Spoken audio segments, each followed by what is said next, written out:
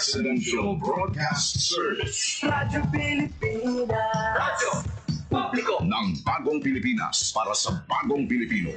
Naghahatid ng mahalagang balita at impormasyon na guugnay ng pamahalaan sa sambayanan. Tulay sa himpapawid ng serbisyo publiko. Radyo Pilipinas. Radyo Publiko. Ang boses ng Pangulo. Sa Iloilo.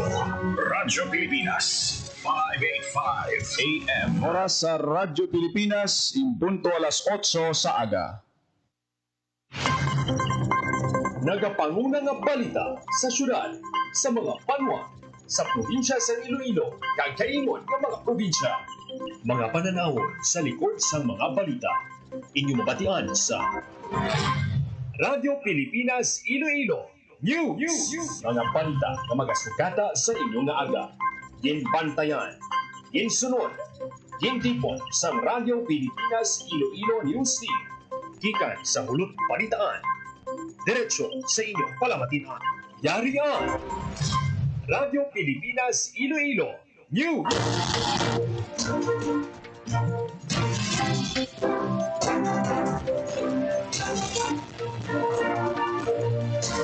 Ayong mga Pilipinas, good morning Western Visayas. Welcome sa Radyo Pilipinas News sa buong adlaw sa Miyerkules, Agosto 20, tuwing 2025. Ako ang inyong pagbalita kada aga, General Baclan. Karon sa detalye sa aton mga Pangulong dinala. 16 milyones pesos nga balor sa illegal nga droga na recover sa PRO6. Wadakop sang paggamit sang dinamita sa Banwa, San Carles. Iloilo Provincial Health Office kag Mina Rural Health Unit nagiwat sang dengue vector surveillance. Kabayan sa pagtapna sang dengue.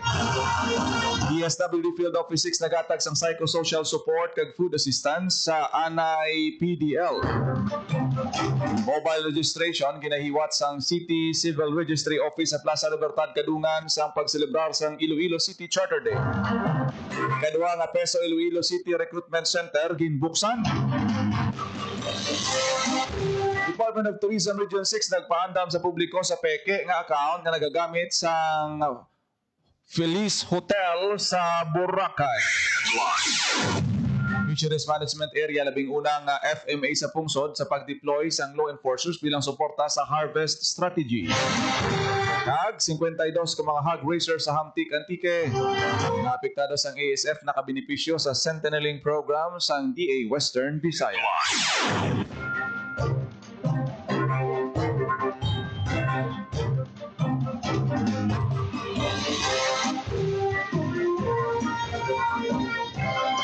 Oras sa Radyo Pilipinas alas 8:03 sa aga kag karon sa detalye na sa aton mga balita lokal.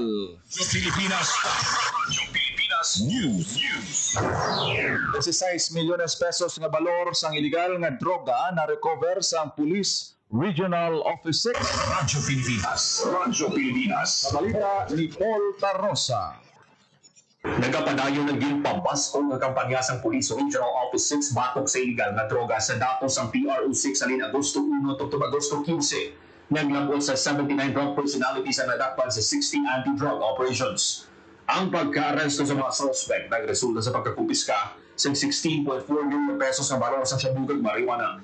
Sunod ni Police Regional Office 6 Director Brigadier General Josefino Ligan ang mga operasyon kontra illegal na droga. Nagapakita lang wala untat ang pagpanikasog sa kapulisan agad maproteksyonan ang komunidad batok sa iligal na droga. Dako nga bulig sunod kay Ligan ang paghumpong kang kooperasyon sa pumuluyo sa kapulisan. Ginpasiguro naman sa opisyal na wala untat ang operasyon para mahiway ang Western Visayas sa iligal na droga. Para sa Bagong Pilipinas, Paul Tarosa, Radyo Pilipinas, Radyo Publiko. Radyo Pilipinas. Radyo Pilipinas News. Mga ka mga persona na dakpan na nagagamit sang dinamita sa Banwa, San Carles. Radyo Pilipinas. Radyo Pilipinas. Report. Sa balita ni Miriam Grace Erenya. Dakop sang Iloilo Provincial Bantay Dagat Task Force ang duwa ka mangingisda nga embarbado sa dynamite fishing sa Kalanawaran, San Carles, Iloilo. Sakay ang mangingisda sa FB Jedbird nga bangka kag pareho nga residente sang sitio na Burot, Barangay Buenavista, Carles. Nadakpan ang duwa ka mangingisda bangod sa violasyon sang Section 92 sang Fisheries Code. Gindala ang nadakpan sa Carles Municipal Police Station lakip ang ila fishing boat kag mga aksesorya. Na-recover sa manugpang isda ang 10 ka kilo nga nanari-sari nga isda, balor 2,500 pesos. Ginsumite naman sa Bureau of Fisheries and Aquatic Resources ang nakumpiska nga items para sa scientific examination. Para sa Bagong Pilipinas, Juan Grace Aranyata, Radyo Pilipinas, Radyo Publiko. Radyo Pilipinas. Radyo Pilipinas News. Iloilo Provincial Health Office kaupod ang Mina Rural Health Unit naghiwat sang dengue vector surveillance kag entomological survey kabahin sa pagtapna sang dengue surveys kag health advocacy pagkolekta sang mosquito larvae specimen para sa morphological identification kag feedbacking sa mga barangay officials agud ma-sustain ang dengue control measures. Nagupod sa kaiwatan ng mga barangay health workers sang barangay dala opisyales sang mga barangay sang Mina Rural Health Sanitary Inspector, Provincial Sanitation Inspectors kag DHW sa barangay Tumay. Radyo Pilipinas. Radyo Pilipinas News.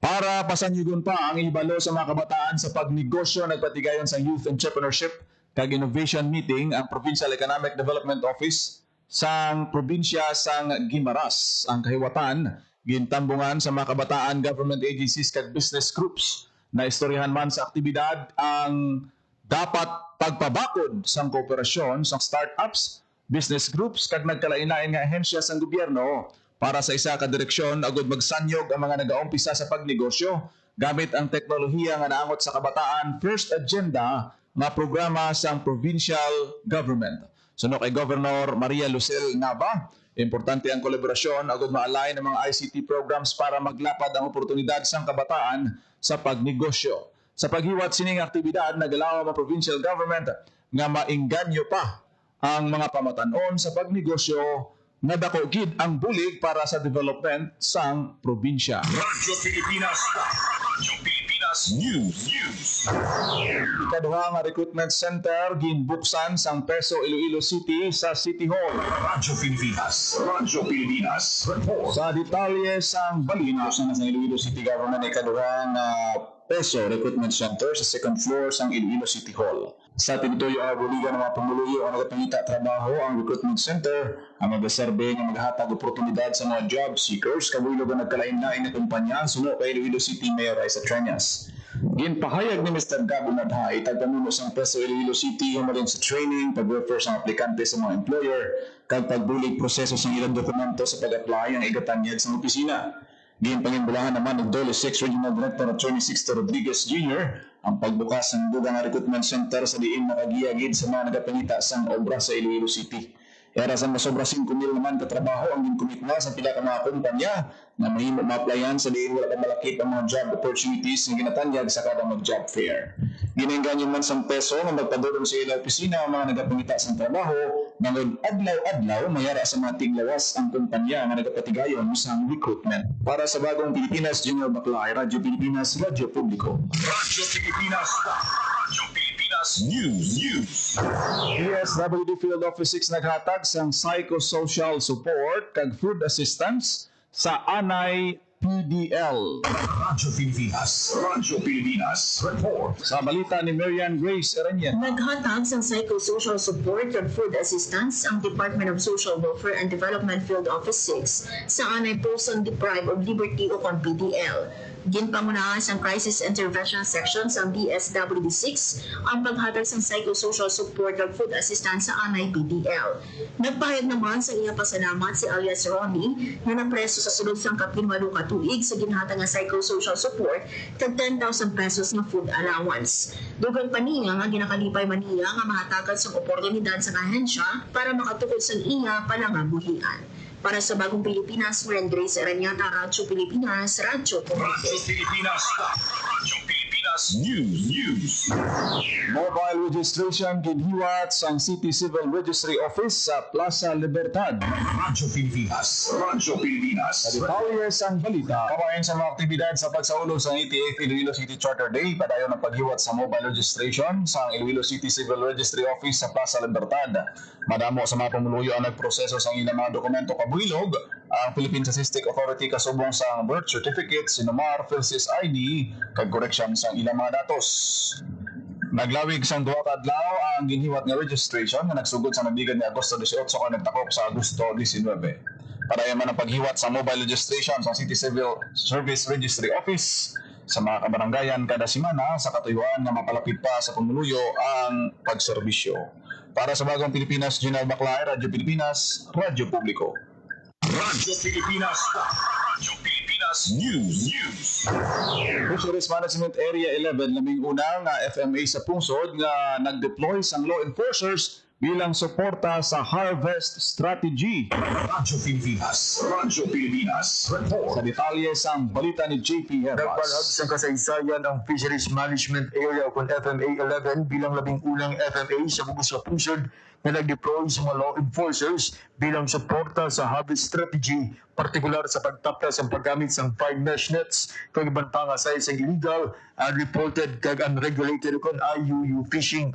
Sa giniwat nga Son of Ceremony sa Concepcion, ginpaputyag ni Department of Agriculture, Bureau of Fisheries and Aquatic Resources o kung DAP Regional Director Remy Apari ang kaimportansya sa pagtuman sa mga plano. Ang harvest strategy una nga ginpakilala sa FMA 11 pinaagi sa konsultasyon kag scientific assessment nga nagapakita nga ang mga fine mesh nets kay ban pa nga IUU practices nagaubos ang fish stock sa alarming rate.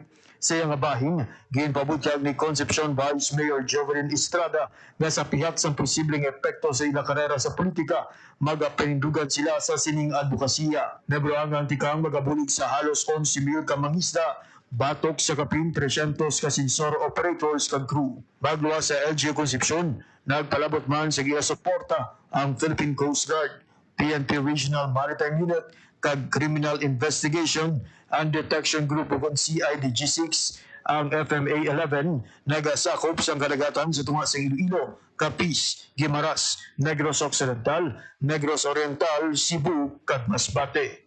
Para sa Bagong Pilipinas, JP Herbas, Radyo Pilipinas, Radyo Publiko. Radyo Pilipinas. Radyo Pilipinas News.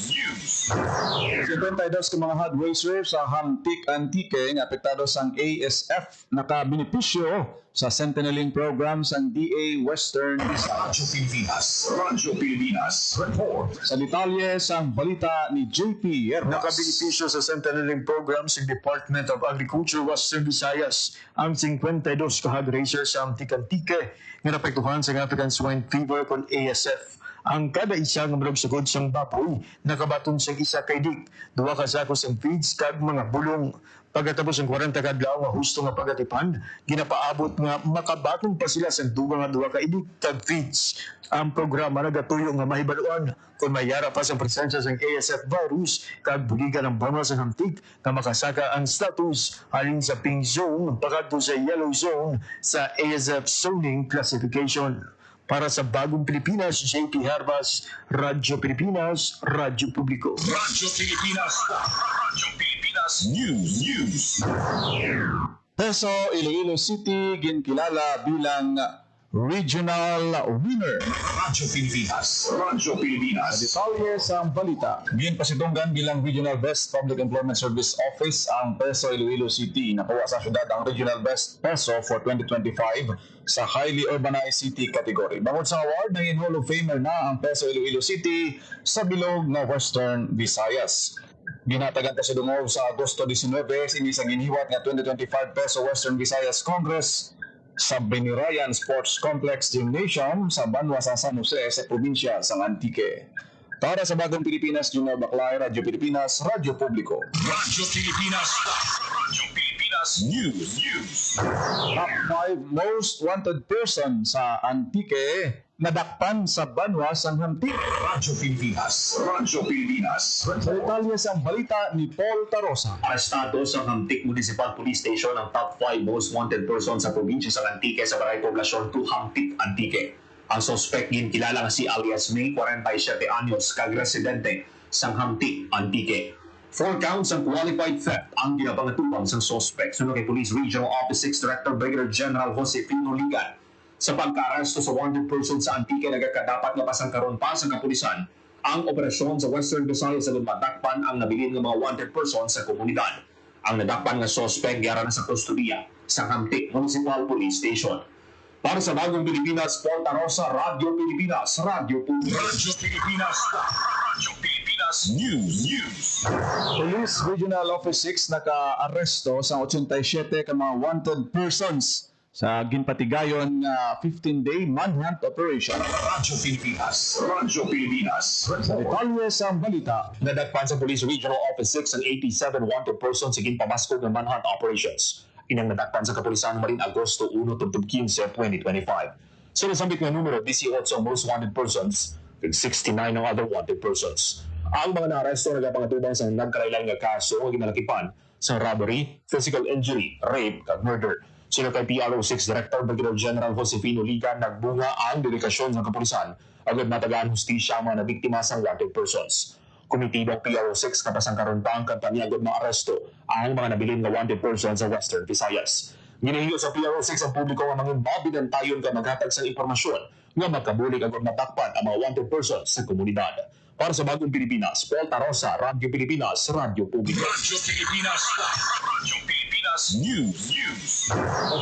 uno ka mga estudyante nga nagpasakop sa hinampang kompetisyon nakabaton sa insentibo halin sa gobyerno probinsyal sang Antique. Radyo Pilipinas. Radyo Pilipinas. Sa detalye sang balita, Nagkabaton sa cash incentives alin sa lokal nga panguluan sa Antique ang 81 students nga nagpasakop sa sports kag sa mga kompetisyon nga naghatagdungog sa probinsya. Ang distribusyon ng panguna ni Governor Paulo Javier sa isang programa sa Old Session Hall sa Old Capitol Building, San Jose de Buenavista, Antique. 3,000 tungkol 5,000 pesos ang nabaton sa kada atleta depende sa medalya kag level sa kompetisyon. Ang mga estudyante halin sa Delegate Angel Salazar Junior Memorial School, Antique National School, St. Anthony's College kag University of Antique. Ginrepresenta nilang probinsya sa prestiyoso nga mga torneo. Ginakalipay ni Governor Paulo Javier ang nalabot sa mga kabataan kag ginpasiguro ang bugos na suporta sa probinsya. Nagaplano man ang opisyal nga iprobaho ng sports facilities kag dugangan ng insentibo sa masunod na tuig. Para sa Bagong Pilipinas, Paul Tarosa, Radyo Pilipinas, Radyo Publiko. Radyo Pilipinas. Radyo Pilipinas News. Sentro Kalinga Teen Center 2.0 sa San Enrique, opisyal na nga ginbuksan. Radyo Pilipinas. Radyo Pilipinas. Detalye sa balita ni Marian Grace Ereñeta. Opisyal na nga gibuksan ang Sentro Kalinga Teen Center 2.0 sa munisipalidad sa San Enrique, Iloilo nga makabuli sa pag-address ang kaso sang teenage pregnancy. Gimbuksan ang Teen Center 2.0 sa Dominador Abang Memorial National High School, siningkaroon lang ang magatanag sang Kalinga o kung pag-atipan sa 427 ka estudyante sang Bulutmuan sa Barangay Garita kag kalapit nga mga barangay sa Mapili kag Kubay. Gimpangunahan ang Iloilo Governor Ato Davasar Jr., Vice Governor Lian Dibuki, Iloilo Provincial Population Office Head Attorney Von Soperio, Mayor Giancarlo Nino Fernandez, Vice Mayor Rosario Mediatrix Fernandez, Iloilo 4th District Board Member Rolando Distura, kag SK Provincial Federation President Esara Javier ang inauguration ceremony sa pasilidad. Gimpahayag ni Governor Davasar na ang building kabahay sa commitment sa gobyerno probinsyal para sa kauswagan sa kabataang Ilonggo. Ginpahayag naman ni Atty. Soperio nga ang pasilidad makatap na sa laknago nga teenage pregnancy pinaagi sa lanway-tungay nga approach kapareho sa reproductive health coaching, mental health education, peer counseling, life skills training kag legal aid. Gintungod ni Atty. Soperio ang alarming nga report sa Commission on Population and Development na tungkol sa adolescent pregnancy sa pungsod. Ginpasalamatan naman ni Mayor Fernandez ang gobyerno probinsyal sa paghatag sang espasyo nga magaserbe nga sanktuaryo para sa kabataan sang San Enrique. Ang Teen Center 2.0 ang level up version sang existing nga school-based multi-purpose teen center project sang Iloilo Provincial Government. Ang upgraded version ginalaki pa sang construction sang 3.5 milyones pesos nga stand-alone building nga dedicated bilang venue sa development kag empowerment sang pamatanon. Para sa Bagong Pilipinas, Marian Grace Ereñeta, Radyo Pilipinas, Radyo Publiko. Radyo Pilipinas. Radyo Pilipinas News. Ayuhan sa mga kasapatan, ginapasiguro man sa Department of Agriculture NMIS Western Visayas. Radyo Pilipinas. Radyo Pilipinas. Report. Sa detalye sa balita ni JP Hindi lang safety sang tawo nga nagakaon sang karne ang napanunggong sang Department of Agriculture National Meat Inspection Service o kung DANMIS Western Visayas. Lakip sa mga ginatutukan sa ahensya ang kaayuhan sa kasapatan. Sunod kay Eugene Mark Taclas, Meat Inspector 3 sa DANMSWB. Ang animal welfare ang isa sa mga ginatudlo sa mga basic meat safety training katuwang ang mga local government unit. Ilaman nga ginapanungdong nga ang kasapatan antes isulod sa mga slaughterhouse ang dapat healthy kag stress-free. Para sa Bagong Pilipinas, JP Harvas, Radyo Pilipinas, Radyo Publiko. Radyo Pilipinas. Radyo Pilipinas News. Di NMIS Region 6 magasaulog sa Meat Safety Consciousness Week sa bulan sa Oktubre. Radyo Pilipinas. Radyo Pilipinas. Detalye sa balita. Magaselebrar sa Meat Safety Consciousness Week ang Department of Agriculture National Meat Inspection Service Western Visayas o kung DANMISWB sa Oktubre. Sunod kay General Lee Cambe, Meat Inspector 3 sa DANMISWB, ang aktibidad tuigang ginaobserba kada ikatatlo nga simana sa Oktubre. Dugang pa ni Cambe, magalawig sa isa ka bulan ang selebrasyon kag may tema nga kaligtasan ng karne tungo sa Bagong Pilipinas. Lakip sa maginalauman na aktibidad karong nga tuig ang Meat Safety Advocacy Seminar, linis bahay katayan, tree planting, kag pagpanakod sa mga streamer. Para sa Bagong Pilipinas, JP Harvas, Radyo Pilipinas, Radyo Publiko. Radyo Pilipinas. Radyo Pilipinas News. Mga social pensioner sa Numancia, Aklan nagbaton sang stipend para sa third quarter sa tuig 2025. Radyo Pilipinas. Radyo Pilipinas. Sa balita ni Marian Grace Erenieta. Nagbaton sa ila stipend para sa third quarter sa 2025 ang 1965 na social pensioners sa Numancia, Aklan gikan sa Department of Social Welfare and Development Field Office 6. Nag-disburse ang masobra 5.8 milyones pesos na pension ang Regional Office para sa mga pensioner gikan sa 17 ka barangay sa Numancia. Kada isa nagbaton sa 3,000 pesos pinaagi sa Transfer of Funds Scheme. Ang Social Pension Program nagatulo nga maghatag sa bulanan nga stipend sa mga indigent nga maluya, masakitan o disabled nga senior citizen nga wala sang pension o kung permanente nga source of income kag wala ni ginabaton nga financial assistance halin sa inahimata. Para sa Bagong Pilipinas, Marian Grace Erenieta, Radyo Pilipinas, Radyo Publiko. Radyo Pilipinas. Radyo Pilipinas News. Padayon na pagpatuman sa Department of Agriculture National Meat Inspection Service Western Visayas ang Meat Safety Campaign agud maduso ang hygienic practice sa pag-iyaw sang kasapatan kag agud ba siguro ang safe kag ni kalidad nga karne para sa human consumption. Suno kay April Bactong, Meat Inspector 3 sang DANMIS Western Visayas ang ila opisina, may ginahiwat nga Meat Safety Awareness Seminar sang nadigad nga bulan sang Hulyo sa President Rojas Capiz. Parehong aktibidad ang ginihiwat man sa banwa sang Pototan sang Agosto 9. Dugang pa ni Bactong ang aktibidad gintambungan sa mga dealer, traders, handlers kag vendors sa nasambit nga mga banwa. Radyo Pilipinas. Radyo Pilipinas News. Oras sa Radyo Pilipinas sa alas 8:24 sa Radyo Pilipinas. Radyo Pilipinas. Kaginyo na batian ang detalye sa mga nagapanguna nga balita sa pagpangalagad sang Radyo Pilipinas News subong adlaw sa Miyerkules, August 20, 2025. Sa dugang pangabalita kag impormasyon, please share, follow kag like sa aton Facebook page Radyo Pilipinas Iloilo. Good morning kay Sir Ramil Arquillo, Sir Roger Hava nga nagaupod sa aton sini nga pagpangalagad, kay Sabinada Kuya Tata Jackson, kay Ma'am Noela Gamayon Tarosa, kag sa tanan naton nga mga FB live viewers. Kita karon sa programa Iloilo Morning kada aga. Ako nagid lamang ang inyo alagad, ang inyo tagbalita, Janelle Baclay. Mayong aga Pilipinas. God bless Iloilo.